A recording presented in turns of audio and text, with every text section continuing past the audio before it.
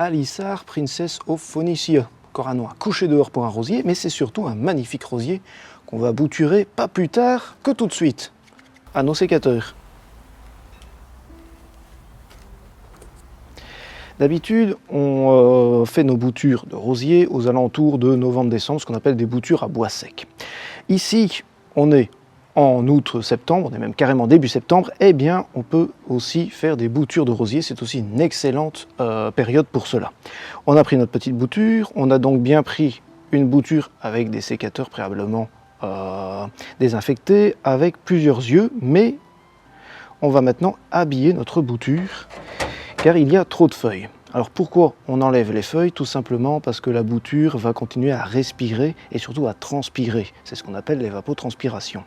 Donc si il y a trop d'évapotranspiration parce qu'il y a trop de feuilles, eh bien la bouture risque de sécher de trop, ou alors il faudra mettre toujours énormément d'eau. Donc pour éviter ça, eh bien on va enlever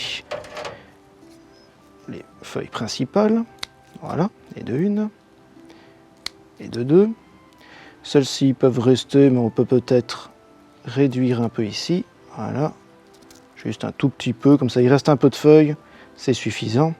Et on va aussi enlever les épines qui ne nous servent à rien, c'est très facile, il suffit de juste appuyer comme ça, hop, ça s'enlève tout seul.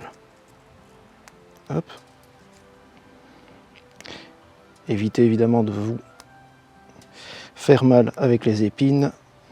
Et n'oubliez pas les rappels antitétaniques, surtout quand on est jardinier, c'est très important.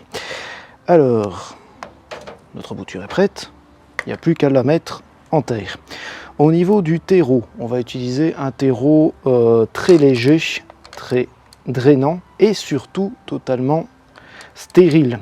En effet, il vaut mieux éviter de mettre une bouture dans un substrat quelconque qui contiendrait des agents pathogènes. Forcément, la bouture va rater, elle va pourrir, elle va moisir, ça n'ira pas. Ici, donc, c'est du terreau spécial semi-bouturage. On pourrait prendre du terreau universel qu'on mélangerait avec un petit peu de sable. C'est tout à fait envisageable aussi. Pour le contenant, j'utilise en général des contenants en plastique. Déjà parce que c'est très léger, ce sont des contenants de récupération, donc on ne doit pas l'acheter, mais surtout il contient beaucoup de trous de drainage et c'est totalement imperméable aussi pour éviter les aléas, on va dire les passages d'agents pathogènes entre l'extérieur et l'intérieur du pot. Par la suite, quand la bouture sera reprise, on pourra la mettre, la rempoter dans un pot en terre cuite ou tout simplement la mettre en pleine terre. On va remplir notre pot de terreau. Voilà. Voilà. On tasse un petit peu et on va enfoncer notre bouture jusqu'ici plus ou moins, et alors on tasse bien autour de la bouture pour éviter d'avoir des trous d'air, on va dire ça comme ça, entre la bouture elle-même et le substrat. C'est presque prêt, il n'y a plus qu'à bien humidifier le substrat. Il faudra veiller toujours à ce que le substrat reste humide, sinon la bouture risque de sécher et donc ça va rater. D'ailleurs, pour savoir si ça réussit ou si ça rate, tout simplement, si le feuillage devient brun ou qu'il tombe, c'est fichu, c'est raté. S'il reste vert, tout va bien. Pour garder cette humidité, on va faire ce qu'on appelle une bouture à l'étouffer.